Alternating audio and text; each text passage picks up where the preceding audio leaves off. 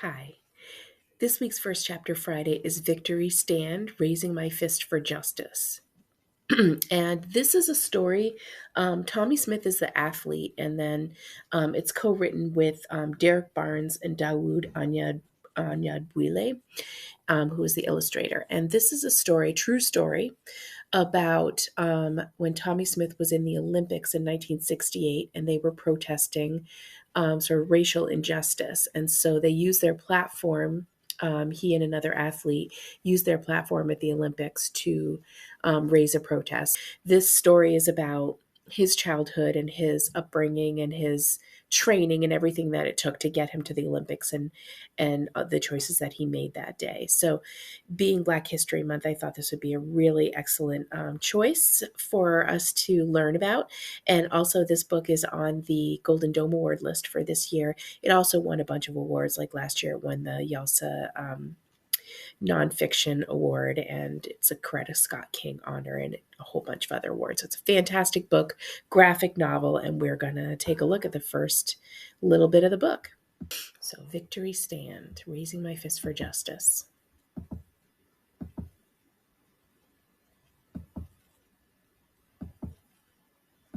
Ciudad Universitaria, Mexico. Estadio Olímpico Universitario. The time was nigh. Everything had to be right in mind and body. No other race mattered. The records, accolades, medals, trophies, none of that mattered. The only thing that mattered was this moment. There was anxiety, and yes, I was afraid. But most of all, there was determination racing through my veins like ice-cold water. Less than half an hour earlier, in the semifinals, I had suffered a serious pull in my upper left thigh. And Tommie Smith has a pulled muscle. He's getting into his blocks right now. We'll see how the race goes. I'm not sure he'll be able to run. The injury happened as I crossed the finish line. The pain was sharp and immediate. I thought that maybe the people who had been making threats on my life had succeeded, but I looked down and there was no blood. On your mark! If we did what we'd planned, there was no telling what the backlash would be, but we had passed the point of no return. I'd worked too hard to let anyone turn me around. Get set! Go! Everything went silent at that moment. The only things on my mind were my forward momentum, winning in less than 20 seconds, and whether I had enough strength and speed to outrun a hail of bullets.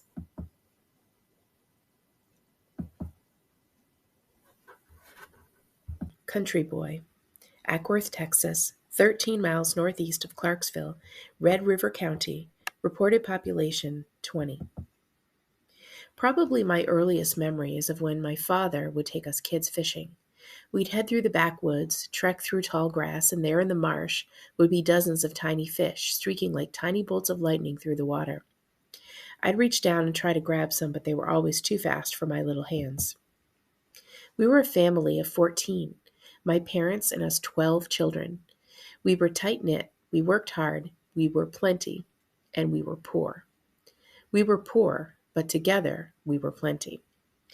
So, Willie Jewell, James Richard Jr., George, Lucille, the twins Sally and Hattie, Ernie, Mary, Gladys, Nudie, baby girl Elizabeth, and me, Tommie. Outside our small house, there was no concrete sidewalk or driveway, only dirt. There was no running water, no central air conditioning or heating, no carpet, wooden walls and floors. In the fall and winter, Daddy or one of us boys would go out to gather wood, and then we'd all huddle up in front of the fire to get as warm as we could before bed. I was the seventh child. I was antsy, a bright ball of energy that found it hard to be still. The only times I can remember slowing down were when I was at my mother's side. Is everything okay, Mullah? In my mind, I was her protector. Against what? I don't know. She was always so calm and collected, the one we all called Mullah, and who we all considered the center of our family. I'm fine. I'm okay, Tommie. Between the cooking, the cleaning, sewing all our clothes, tending to Daddy, and working the field, Mullah was tired more often than not. She ached and pained in silence. She was so strong, so kind, so appreciated and loved dearly. My first job was helping Mullah take water and a pail filled with delicious beans, biscuits with syrup, and potatoes to my father and my older siblings. We had a vast garden on our land. Every vegetable we ate came from the land we worked, land that was not our own.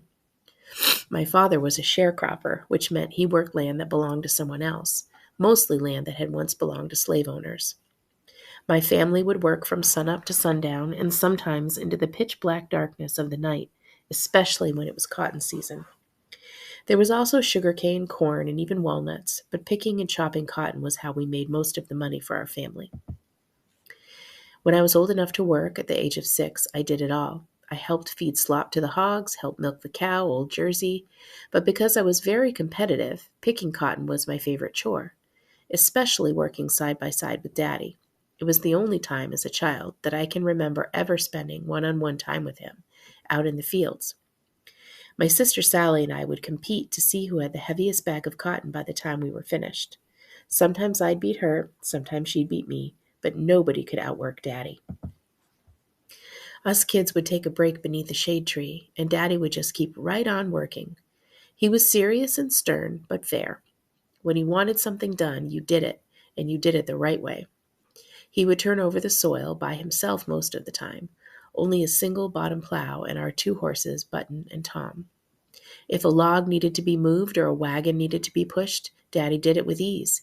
He was a black Superman before I ever knew who Superman was.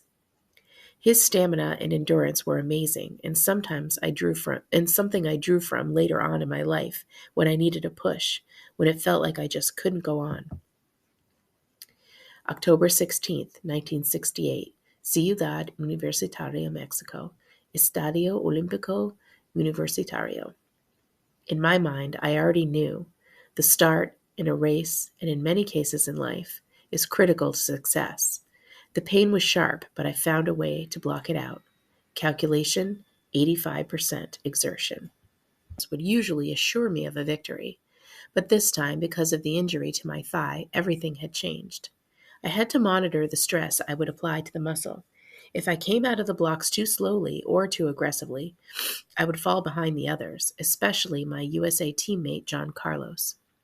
I knew that he would come blazing out of the turn at a full throttle 22 miles per hour. If things didn't go well for me, there would be no catching any of the other world-class sprinters in the race. Edwin Roberts, Trinidad and Tobago.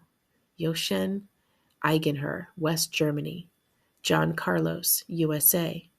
Roger Bambuck, France. Mike Frey, Jamaica. Larry Questad, USA.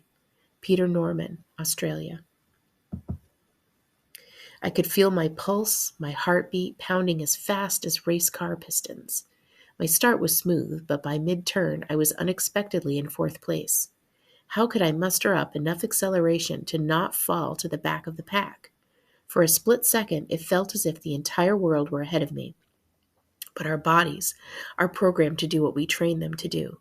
Muscle memory, consistency, and routine had not failed me before. I had no reason to believe that this race, this moment, would be any different. It didn't matter if it was scorching hot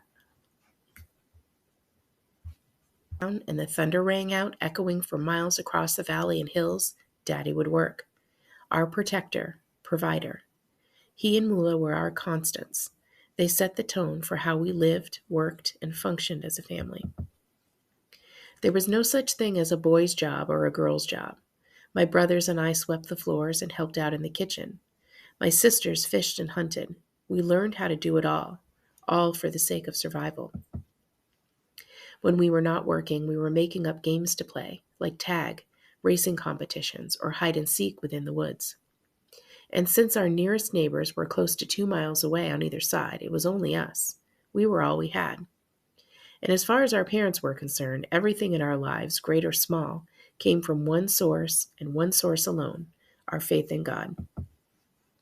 Every Sunday, without fail, my father would hook up our 2 workhorses, Button and Tom, to the wagon. They'd pull us all dressed in our nicest Sunday attire almost 3 miles to church. We'd sit still on the mourner's bench up front, right next to our parents.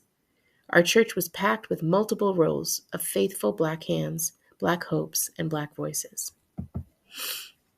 We sat still on that wooden pew because if we didn't, there would probably be a splinter gouged into the backs of our legs.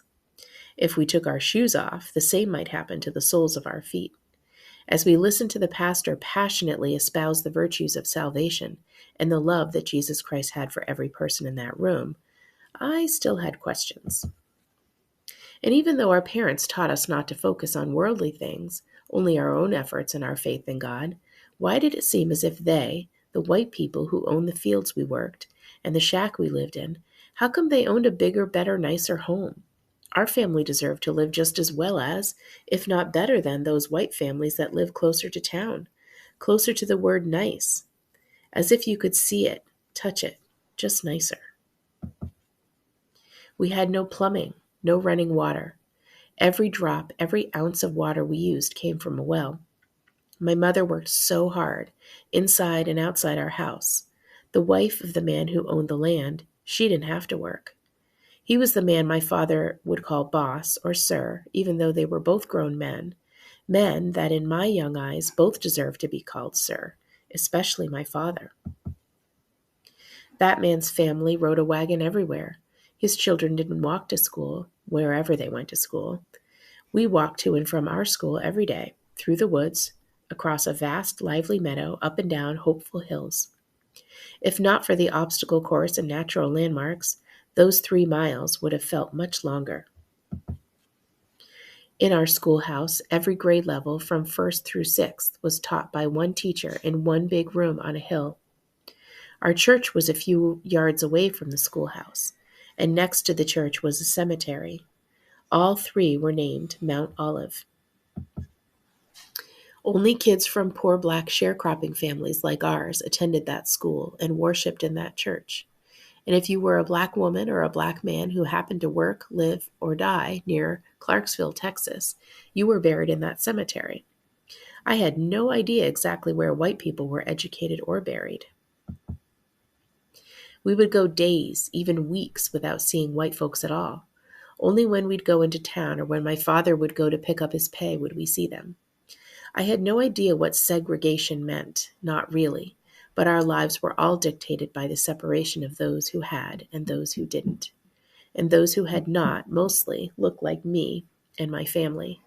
I wanted to know why, but in our home we didn't talk about race or politics or why things didn't seem to match up in my mind. If we were all God's children, why did it seem as if those with fair skin, eyes, and hair were receiving most, if not all, of the benevolence, the favor? Back then, I prayed that God would provide answers. Cotton, corn, sugarcane, hogs, chicken, cows, fishing, hunting, school, church, togetherness. Our lives on the land were defined by those routines. So when anything changed, it was very noticeable, especially in my curious eyes.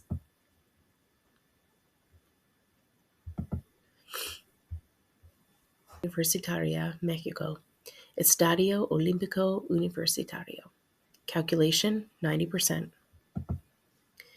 Exertion at 3 strides out of the turn. I noticed everything that went on around us. I found it strange that over the course of a few weeks, a couple of months, our animals had begun gradually disappearing. I didn't say anything or ask Mullah or my father, but I began to worry that maybe somebody was taking them, and about how we would be paid if there were no chickens to sell, cows to milk, or hogs to raise for slaughter. Eventually, most of the animals vanished, every single one except for Button and Tom, our plowing leads, our church steeds. And then, one evening, a big school bus pulled up outside our home. My father and brothers began to load all of our belongings onto the bus. I knew that we were not simply going on a trip, as I boarded the bus with the rest of my family and looked out the window. That little shack in Northeast Texas no longer felt like a place we would come back to. It felt as if we were leaving forever. The bus was packed with other black families like ours. The driver was a white man who wouldn't speak to any of us, nor would he stop the bus to allow us to use the restroom. Instead, we had to use jars. It felt like we were being transported like cattle, not like human beings at all. The entire ride was bumpy, stuffy, cold, and quiet at night. It was frightening, traveling along unfamiliar roads through a thick and suffocating darkness. I had no earthly idea where we were headed, if we would ever get there, or why we even had to go. Almost 2 days, more than 1,600 miles. The packed school bus finally came to a standstill, surrounded by a mysterious morning fog that made it look like the bus was parked in the middle of a cloud. And when we got off, it was freezing. We were not in Texas anymore. It was the most pivotal move in my life, and I had no say-so about it. As lost and miserable as I was then, over the next few years, I began to feel as if maybe, God had a plan for me after all.